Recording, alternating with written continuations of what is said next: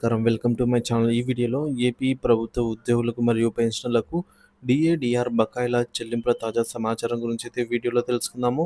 వీడియోని అయితే ఎక్కడే గానీ స్కిప్ చేయకుండా ఎండ్ వరకు చూసేయండి. అప్పుడే ఇన్ఫర్మేషన్ పూర్తిగా అర్థమవుతుంది. అలాగే వీడియో చూస్తున్న ప్రతి ఒక్కరు వీడియోకి లైక్ చేయండి ఫ్రెండ్స్. ఈ వీడియోని తోటి ఉద్యోగ, పెన్షనర్ మిత్రులతో అయితే షేర్ చేయండి. కొత్తగా మన ఛానల్‌ని చూస్తున్న వారు ఇంకా ఎవరైనా సబ్స్క్రైబ్ చేసుకున్నట్లయితే వెంటనే మన ఛానల్‌ని సబ్స్క్రైబ్ చేసుకోండి. దీని ద్వారా నేను చేసే లేటెస్ట్ వీడియోస్ అన్నీ మీ వరకు రీచ్ అవుతాయి. ఇక ఆలస్యం చేయకుండా వివరాల్లోకైతే వెళ్ళిపోదాము.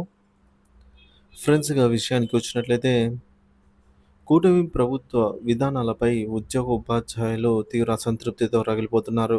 ఎన్నికల ముందు ఇచ్చిన హామీలను తుంగలో తొక్కి ఉపాధ్యాయుల పట్ల నిరంకుశంగా వ్యవహరిస్తున్నారంటూ యూటీఎఫ్ రాష్ట్ర అధ్యక్షుడు నక్కా వెంకటేశ్వర్లు తీవ్ర హెచ్చరికలు జారీ చేశారు.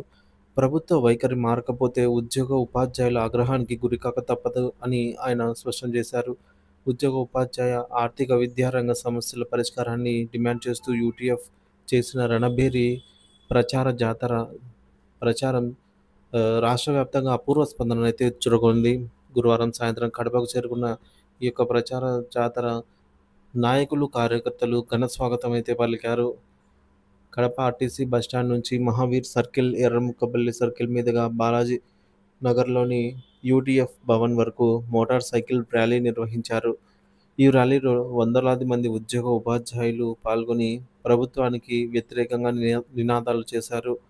అనంతరం యూటీఎఫ్ భవన్ వద్ద జరిగిన సమావేశాన్ని ఉద్దేశించి నేతలు మాట్లాడుతూ కూటమి ప్రభుత్వం ఉపాధ్యాయుల సమస్యలను పరిష్కరించడంలో ఘోరంగా విఫలమైందని తీవ్ర స్థాయిలో ధ్వజమెత్తారు. గత పాలకుల విధానాన్నే ఈ ప్రభుత్వం కూడా కొనసాగిస్తోందని ఆరోపించారు.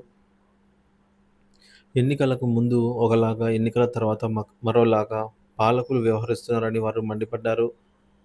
ప్రతిపక్షంలో ఉన్నప్పుడు తాము అధికారంలోకి వస్తే ఉపాధ్యాయులకు ప్రతి పక్షపాతిగా ఉంటామని, అన్ని సమస్యలను పరిష్కరిస్తామని కూటమి పెద్దలు హామీ ఇచ్చారని యూటీఎఫ్ నేతలు గుర్తు చేశారు. ఉద్యోగులకు మెరుగైన వేతనాలను అమలు చేస్తామని, ఉద్యోగుల ఉద్యోగులు, పెన్షనర్లకు చెల్లించాల్సిన ఆర్థిక బకాయిలన్నిటినీ 6 నెలల్లోగా చెల్లిస్తామని హామీ ఇచ్చారని పేర్కొన్నారు. కూటమి పెద్దల హామీలు నిజమని నమ్మి ఉపాధ్యాయులు తమ సంపూర్ణ సహకారాన్ని అందించారని, వారి అండదండలతో అధికారంలోకి వచ్చిన కూటమి ప్రభుత్వం ప్రస్తుతం ఇచ్చిన హామీలను పూర్తిగా విస్మరించిందని ఆవేదన వ్యక్తం చేశారు. పీఆర్సీ గడువు ముగిసి 2 ఏళ్లైనా ఆ ఊసే లేదని వైఎస్ఆర్సీపీ ప్రభుత్వ హయాంలో నియమించిన 12వ PRC commission doctor Manmohan Singh గారు రాజీనామా చేసి ఏడాదైనా ఇప్పటివరకు నూతన చైర్మన్‌ను నియమించేందుకు ప్రభుత్వం ముందుకు రావటం లేదని నేతలు విమర్శించారు. ప్రభుత్వాలు డీఏలు చెల్లించకపోతే ఉద్యోగులు ఎలా జీవిస్తారని ప్రతిపక్ష హోదాలో అప్పటి ప్రభుత్వాన్ని నిలదీసిన ప్రస్తుత పాలకులు ఇప్పుడు 4 డీఏలను చెల్లించకుండా కాలయాపన చేస్తున్నారని ధ్వజమెత్తారు. పెరుగుతున్న ధరలకు అనుగుణంగా డీఏలను పెంచకపోతే ఉపాధ్యాయులు ఎలా జీవనాన్ని సాగించాలో కూటమి పెద్దలు సమాధానం చెప్పాలని నిలదీశారు. బకాయిల చెల్లింపుల్లోనూ మోసం. ఉద్యోగులకు చెల్లించాల్సిన ఆర్థిక బకాయిలన్నిటినీ 6 మాసాల్లో చెల్లిస్తామని ఆర్భాటంగా ప్రకటించిన కూటమి ప్రభుత్వం కేవలం 7,500 కోట్లు మాత్రమే చెల్లించి చేతులు దులుపుకుందని నేతలు విమర్శించారు. ఉద్యోగులకు చెల్లించాల్సిన 3,000 కోట్ల పెండింగ్ బకాయిల గురించి ఇప్పటివరకు స్పష్టత లేదని ఆందోళన వ్యక్తం చేశారు. పదవీ విరమణ చేసిన ఉద్యోగుల గ్రాట్యుటీ, కమ్యూటేషన్, మెడికల్ రియంబర్స్‌మెంట్లు సైతం చెల్లింపులకు నోచుకోవడం లేదని ఉద్యోగులు పేర్కొన్నారు. కరోనా మహమ్మారితో మరణించిన ఉపాధ్యాయుల కుటుంబాలకు కారుణ్య నియామకాలను కూడా చేపట్టడం లేదని, ఉద్యోగుల కుటుంబాల పట్ల ఈ ప్రభుత్వానికి ఉన్న మానవత్వం ఏమిటో అర్థం చేసుకోవచ్చని నేతలు మండిపడ్డారు. సీపీఎస్ రద్దు హామీ మర్చిపోయారా అంటూ కాంట్రిబ్యూటరీ పెన్షన్ స్కీమ్ విధానాన్ని రద్దు చేసి పాత పెన్షన్ విధానాన్ని పునరుద్ధరిస్తామంటున్న కూటమి పెద్దలు ఇచ్చిన హామీని పూర్తిగా మర్చిపోయినట్లున్నారని యూటీఎఫ్ నేతలు ప్రభుత్వానికి తెలియజేశారు. ఈ విధంగా పెండింగ్ బకాయిల చెల్లింపులు, పీఆర్సీ, డీఏ, సీపీఎస్ రద్దు వంటి కీలక అంశాలపై ప్రభుత్వం ప్రస్తుతం నిర్లక్ష్యంగా వ్యవహరిస్తోందని, దీనిపై ఉపాధ్యాయులు తీవ్ర ఆగ్రహంతో ఉన్నారని, రాబోయే రోజుల్లో తమ ఆందోళనను మరింత ఉధృతం చేస్తామని యూటీఎఫ్ నాయకులు ఈ సందర్భంగా ప్రభుత్వాన్ని అయితే హెచ్చరించారు. ఉపాధ్యాయుల డిమాండ్లను ప్రభుత్వం తక్షణమే పరిష్కరించాలని వారు పునరుద్ఘాటించారు. ఇక మరో కథనం మేరకు ఆంధ్రప్రదేశ్ రాష్ట్రంలో సుమారుగా 10 లక్షలకు పైగా ప్రభుత్వ ఉద్యోగులు, ఉపాధ్యాయులు, పెన్షనర్లు తమ దీర్ఘకాల సమస్యల పరిష్కారం కోసం ఎదురుచూస్తున్నారు. అయితే ఈ సమస్యలు ఏళ్లు గడుస్తున్నా పరిష్కారం కాకపోవడానికి ప్రధాన కారణం ఉద్యోగ సంఘాల మధ్య సమైక్యత లోపించడం, వాటి విభజన అని విశ్లేషకులు అభిప్రాయపడుతున్నారు. ఒకప్పుడు ఉద్యోగ సంఘాలు తమ సమస్యల పరిష్కారం కోసం కలిసికట్టుగా ఉద్యమించేవి. 2009 సంవత్సరానికి ముందు ఈ ఐక్యత బలంగా ఉండేది. అప్పట్లో ప్రభుత్వం కూడా ఉద్యోగుల డిమాండ్లకు సత్వరమే స్పందించి సమస్యలను పరిష్కరించేది. కానీ ప్రస్తుత పరిస్థితి అందుకు భిన్నంగా ఉంది. సంఘాల సంఖ్య పెరగడం, వాటి మధ్య సమన్వయం కొరవడం, ఉద్యోగుల గళం బలహీనపడింది. ప్రభుత్వానికి ఒకే విధమైన డిమాండ్ బలంగా వినిపించకపోవడంతో సమస్యల పరిష్కారం అనవసరంగా ఆలస్యమవుతోంది.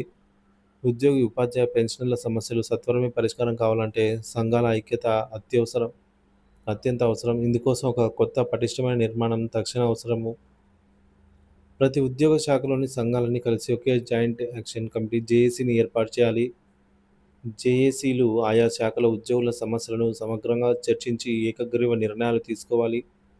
తదనంతరం అన్ని శాఖలు జేఏసీల చైర్మన్లు, జనరల్ సెక్రటరీలు కలిసి రాష్ట్ర స్థాయిలో జాయింట్ స్టాఫ్ కౌన్సిల్ జేఏసీ సమావేశాలను ఏర్పాటు చేసుకోవాలి. ఈ జేఏసీ అన్ని శాఖల ఉద్యోగుల సమస్యలను క్రోడీకరించి ప్రభుత్వ స్థాయిలో అత్యంత సమగ్రంగా బలంగా ప్రతిపాదిస్తుంది. సమస్యల సత్వర పరిష్కారానికి ఇదే అత్యుత్తమైన పద్ధతి అని విశ్లేషకులు సూచిస్తున్నారు. రాజకీయ ప్రభావం తగ్గించి హక్కుల కోసం కృషి చేయాలి. సంఘాల్లో రాజకీయ ప్రభావాన్ని తగ్గించి పూర్తిగా ఉపాధ్యాయ పెన్షన్ల హక్కుల కోసం మాత్రమే కృషి చేయాలి. ఉద్యోగుల సంక్షేమం, హక్కుల పరిరక్షణే సంఘాల ప్రధాన లక్ష్యం కావాలి. ప్రస్తుతం ఉన్న కీలక సమస్యలు మరియు డిమాండ్లు. రాష్ట్రంలోని ప్రభుత్వ ఉద్యోగులు ప్రస్తుతం అనేక సమస్యలను ఎదుర్కొంటున్నారు. వాటిలో కొన్ని ముఖ్యమైనవి చూసుకున్నట్లయితే పీఆర్సీ, డిఆర్ బకాయిలు. ప్రభుత్వం తక్షణమే వాటిలో పెండింగ్లో ఉన్న పీఆర్సీ బకాయిలు, డిఏ మరియు డిఆర్ బకాయిలను చెల్లించాలి. Interior relief IR. కొత్త పీఆర్సీ ప్రకటన వరకు తక్షణమే సరిపడే ఇంటీరియర్ రిలీఫ్ ఐఆర్ను ప్రకటించాలి. హెల్త్ కార్డు వ్యవస్థలోని లోపాలను సరిచేసి ఉద్యోగులకు మెరుగైన వైద్య సేవలు అందేలాగా చూడాలి. పెన్షనర్లను వర్గీకరించే నిర్ణయాన్ని వెనక్కి తీసుకునేలాగా కేంద్రంపై రాష్ట్ర ప్రభుత్వం ఒత్తిడి తీసుకురావాలి. ఉపాధ్యాయుల బదిలీలు, ప్రమోషన్లలో పారదర్శకత ఉండేలాగా చూడాలి. పాఠశాలల్లో ఇతర ప్రభుత్వ శాఖల్లో ఖాళీలను వెంటనే భర్తీ చేయాలి. వేతన అసమానతలను తొలగించి సమాన పనికి సమాన వేతనం అమలు చేయాలి. కాంట్రాక్ట్ అవుట్సోర్సింగ్ ఉద్యోగులను రెగ్యులరైజ్ చేసి వారికి పూర్తిస్థాయి ఉద్యోగ భద్రత కల్పించాలి. పాత పెన్షన్ విధానాన్ని ఓపీఎస్ ప్రభుత్వం కొనసాగించాలి. ప్రస్తుత రాజకీయ వాతావరణం ఉద్యమానికి సరైన సమయం. ఈ సమస్యలన్నింటినీ పరిష్కరించాలంటే సంఘాలన్నీ ఐక్యతగా కలిసి జేఏసీని ఏర్పాటు చేయడం తప్పనిసరి. ప్రస్తుతం అసెంబ్లీ సమావేశాలు జరుగుతున్న నేపథ్యంలో ఎమ్మెల్సీలు ఉద్యోగుల డిమాండ్లను గట్టిగా వినిపించాలి. అంతేకాకుండా 2026 జనవరిలో పంచాయతీ ఎన్నికలు రానున్నాయి. ఇది కేవలం 3 నెలల దూరంలో ఉన్నందున ప్రభుత్వానికి వ్యతిరేకంగా ఒత్తిడి తీసుకురావడానికి ఇదే సరైన సమయమని విశ్లేషకులు అభిప్రాయపడుతూ ఉన్నారు. ఉద్యోగుల ఐక్య ఉద్యమంతోనే తమ హక్కులను సాధించుకోవచ్చనైతే వారు స్పష్టం చేస్తూ ఉన్నారు.